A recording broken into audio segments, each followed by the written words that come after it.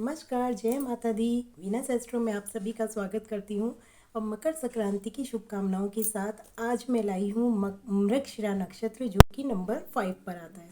मृगशिरा, जैसे आप नाम से ही समझ सकते हैं कि मृग मीन्स होता है हिरण, और इस नक्षत्र का प्रतीक भी हिरण का सिर ही है। आखिर ये कहाँ से आया, कैसे ये नक्षत्र बना, इसके पीछे एक कहानी कही जाती है माँ सीता की, जब वो सोने के हिरण की कामना करती हैं कि मुझे सोने का हिरण चाहिए, और भगवान रामचंद्र जी सोने के हिरण के लिए भागते हैं, और फिर वो सारी चीज़ें शुरू होती हैं जो सभी को पता है कि माँ सीता का अपहरण होता है रावण के द्वारा। तो वहीं से अगर हम देखें, मृगशिरा नक्षत्र में लालसा होती है, यानी जहाँ पर भी कुंडली में ये नक्षत्र जिस भाव में भी आ जाता है आपके, या जिस भाव से भी रिलेट करता है, कहा जाता है कि उस भाव से रिलेटेड आपके अंदर, इंसान के अंदर इच्छाएं ज़रूरत से ज़्यादा होती हैं, यानी वो उन चीज़ों से रिलेटेड चीज़ों को पाना चाहता है अपने जीवन में।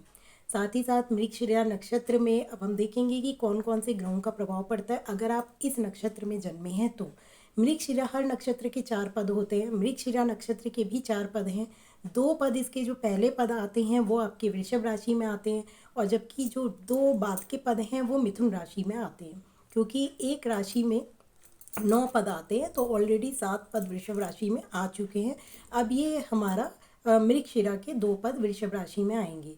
तो इसके साथ पहले हमें ये जानना है कि आखिर इसके स्वामी ग्रह कौन है। प्रतीक चिन्ह मैंने ऑलरेडी बता दिया, हिरण का सिर। स्वामी ग्रह इसके मंगल हैं, और जो इसके देवता हैं वो सोम देवता अर्थात चंद्रमा है। तो यहाँ पर चंद्रमा का भी प्रभाव देखने को मिलेगा।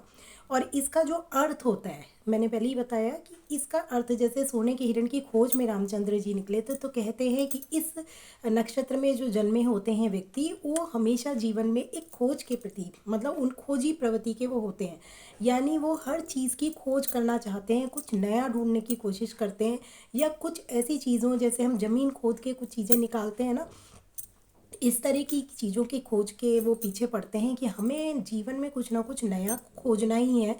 कुछ नया करने का जोश इनके अंदर होता है, जो किसी को ना पता हो वो इन्हें पता होता है, क्योंकि उस चीज़ के, जैसे कोलंबस ने मतलब ढूंढा था कि हाँ इंडिया की खोज की थी, उसी तरीके से ये भी एक खोजी प्रवृत्ति के पाए जाते हैं। देखिए, अगर आप मृगशिरा नक्षत्र के हैं तो कहीं ना कहीं आपके जीवन में ये चीज़ें होंगी कि आप हमेशा कोई ना कोई चीज़ को खोजना चाहते होंगे, उसके बारे में पता लगाना चाहते होंगे। जैसे कहते हैं ना कि कोई चीज़ हमने देखी, और बहुत से लोगों के मन में कोई विचार उस चीज़ को देखकर नहीं आता, परंतु अगर मृगशिरा नक्षत्र के आप हैं तो डेफिनेटली आप उस चीज़ के अंदर तक जाएंगे, उसकी तह तक जाएंगे कि आखिर ये ऐसा क्यों है। तो ये चीज़ इनमें प्रवृत्ति पाई जाती है।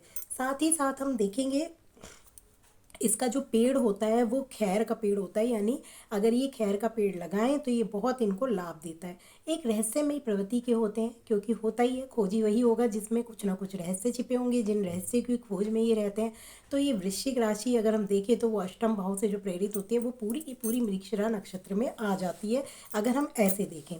और इनके जो एनिमल, जो हर हर कहते हैं हर नक्षत्र का एक एनिमल, यानी एक पशु और एक पक्षी होता है, और उन्हीं पशु और पक्षी का स्वभाव कहीं ना कहीं हमारे अंदर भी आ जाता है। जैसे इसमें कहा जाता है कि सर्प और मतलब पशु के रूप में सर्प, और पक्षी के रूप में मुर्गी को कहा जाता है। जैसे सर्प चंचल होता है, और सर्प के साथ साथ हिरण को भी लिया गया है, क्योंकि हिरण का तो मृगशिरा नक्षत्र है ही।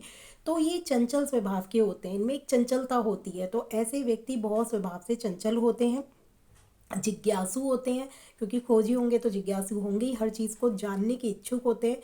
और मुर्गी कैसी होती है, मुर्गी मेहनती होती है ना, कि सुबह सुबह उठ गए और बांग देना मुर्गी ने शुरू कर दिया, तो वो इनमें भी क्वालिटी होती है कि ये बहुत मेहनती होते हैं, और हर काम को, अगर इन्होंने किसी काम को पकड़ लिया तो उसको करके ही दम लेते हैं। तो ये इनके अंदर चीज़ होती है। एकांत प्रिय होते हैं कई बार, इनको एकांत में रहना अच्छा लगता है, क्योंकि जब हम इंसान एकांत में होता है तभी वो चीज़ों को खोज पाता है। अब भीड़ में कभी ज़्यादा चीज़ों को खोजने की प्रवृत्ति आती ही नहीं है। जब हम एकांत में होते हैं ना, तभी हम नई नई चीज़ों को ग्रैब कर पाते हैं कि हाँ हमें क्या पाना है अपने जीवन में। तो एक बहुत अच्छा ये गुण होता है इनके अंदर। अब विशेषताएं मैंने बताई कि ज्ञान और खोज, ये दो, एक विशेषता ये हो गई। एक्सप्लोरेशन, जैसे कि नई नई जगहों को खोज करना कि कहाँ पर क्या है। कला, स्थायित्व और लगन इनका अंदर होता है। संचार और संवाद में भी निपुण होते हैं, और कहा जाता है हिंदू नववर्ष का नव महीना जिसे हम मार्गशीर्ष भी कहते हैं उसको वो यहीं से लिया गया कि मृगशिरा नक्षत्र से ही।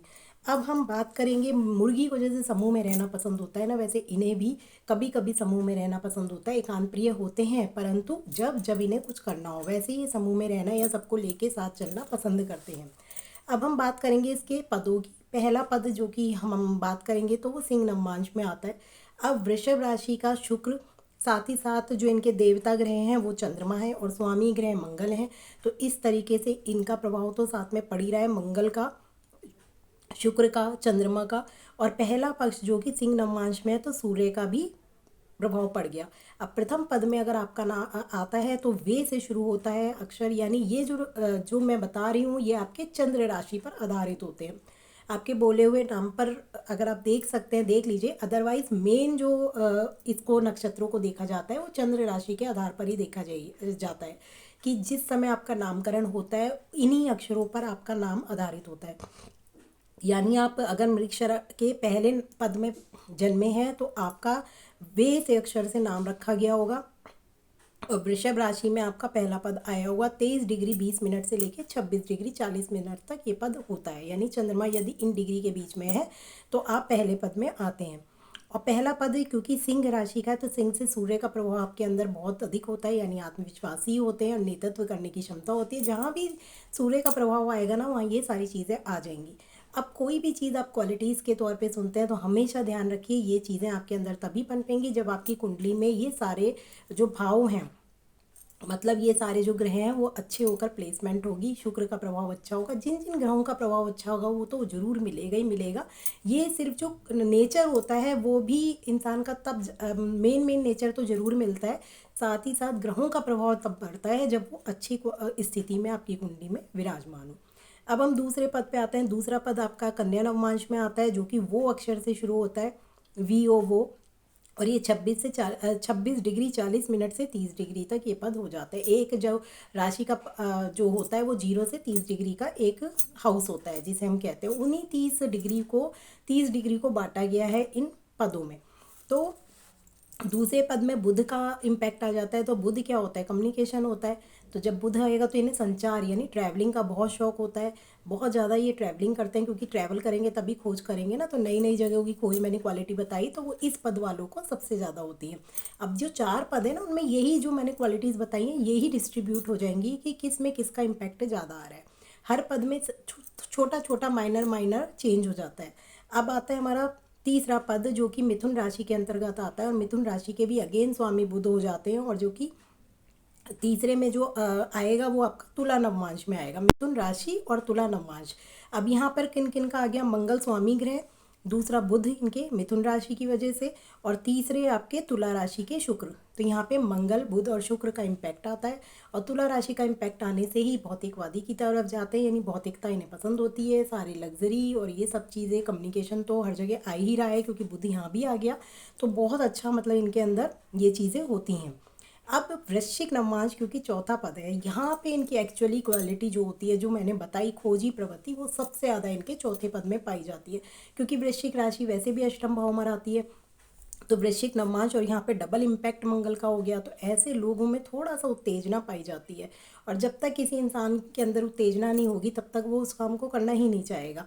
जोश होना बहुत ज़रूरी है, और वो जोश कौन देता है, मंगल देता है। थोड़े उग्र स्वभाव के भी ये हो जाते हैं क्योंकि मंगल का डबल इम्पैक्ट इनके ऊपर आता है, लेकिन पराक्रमी मेहनती बहुत ज़्यादा होते हैं, तभी ये इस फील्ड में आगे बढ़ पाते हैं। क्योंकि मंगल ही एक ऐसा प्लेनेट है ना, जैसे अगर आप आईटी सेक्टर में भी चौथे पद वाले जा सकते हो क्योंकि कुछ ना कुछ खोज करनी होती है, उसमें भी एआई में जा सकते हैं। मतलब कुछ ऐसी चीज़ें जिसमें कि एआई के लिए राहु का भी अच्छा और भी प्लैनेट्स का देखना बहुत ज़रूरी होता है, खासतौर से राहु का।